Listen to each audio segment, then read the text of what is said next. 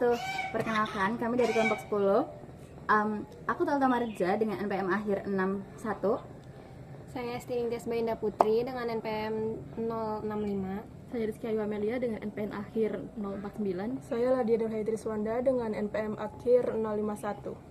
Di sini kami akan mempresentasikan hasil diskusi dan penelitian kami tentang kualitas udara sebagai penentu kesehatan lingkungan dan kehidupan di wilayah Gunung Anyar, Surabaya. Happy watching! Jadi alasan kami mengambil topik ini adalah berawal dari keresahan kami terhadap pencemaran udara yang sudah parah, sehingga kami bermaksud mencari tahu dan membandingkan tingkat pencemaran udara yang terjadi. Urgensi kami dalam memilih topik ini adalah karena polusi udara merupakan salah satu masalah penting yang berdampak besar pada kesehatan manusia, lingkungan, dan bahkan ekonomi. Dengan memahami dan meneliti topik ini, kami berharap kami dapat mengidentifikasi sumber-sumber polusi, mengevaluasi dampaknya, dan mengembangkan strategi mitigasi yang efektif untuk menciptakan lingkungan yang lebih sehat dan berkelanjutan.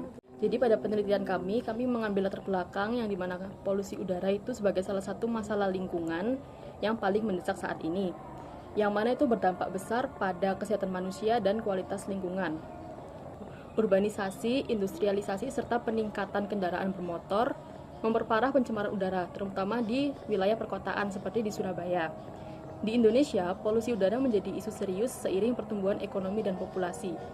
Paparan polusi udara yang berkelanjutan dapat memicu berbagai penyakit seperti asma, PPOK, kanker paru-paru, maupun penyakit kardiovaskular. Serta paparan polusi udara tersebut juga berdampak pada lingkungan, yang mana itu dapat merusak melalui hujan asam dan penurunan kualitas tanah serta air. Jadi dengan latar belakang tersebut, penelitian kami ini bertujuan untuk mengidentifikasi risiko kesehatan akibat polusi udara, mengevaluasi upaya pencegahan bagi kelompok rentan seperti anak-anak, ibu hamil, maupun lansia, serta menelaah hubungan antara tingkat polusi udara di wilayah perkotaan dan peningkatan prevalensi penyakit terkait.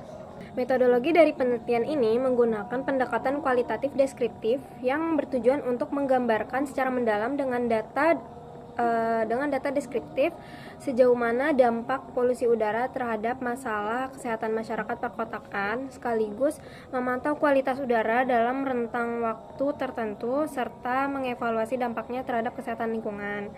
Lalu penelitian ini menggunakan teknik pengumpulan data, yaitu penyebaran kuesioner secara online dan studi dokumen dan lembar kuesioner ini disebarkan oleh peneliti.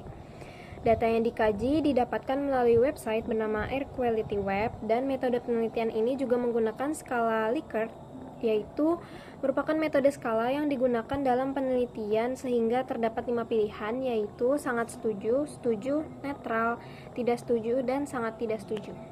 Hasil penelitian menunjukkan bahwa paparan polusi udara berdampak nyata terhadap kesehatan masyarakat, di mana sekitar 15% responden masih merasakan gejala penyakit pernafasan, dan sekitar 12% memiliki riwayat penyakit jantung dan paru-paru.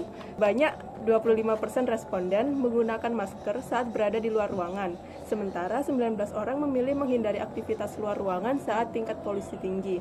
Sebanyak 31 orang atau hampir 60% dari total responden mengaku mengalami perubahan kondisi kesehatan setelah terpapar polusi udara secara konsisten dan tinggal di wilayah dengan tingkat polusi tinggi.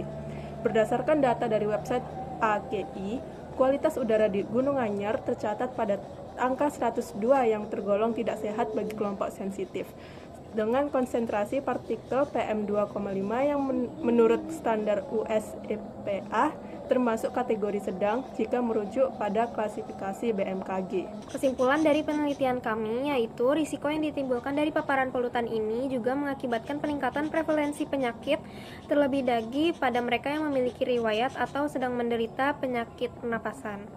Meskipun begitu, tingkat kesadaran masyarakat juga memberikan saran sebagai upaya pencegahan dari pengurangan polutan udara ini. Sekian presentasi dari kelompok kami, semoga bisa dipahami dan bisa bermanfaat. Wassalamualaikum warahmatullahi wabarakatuh.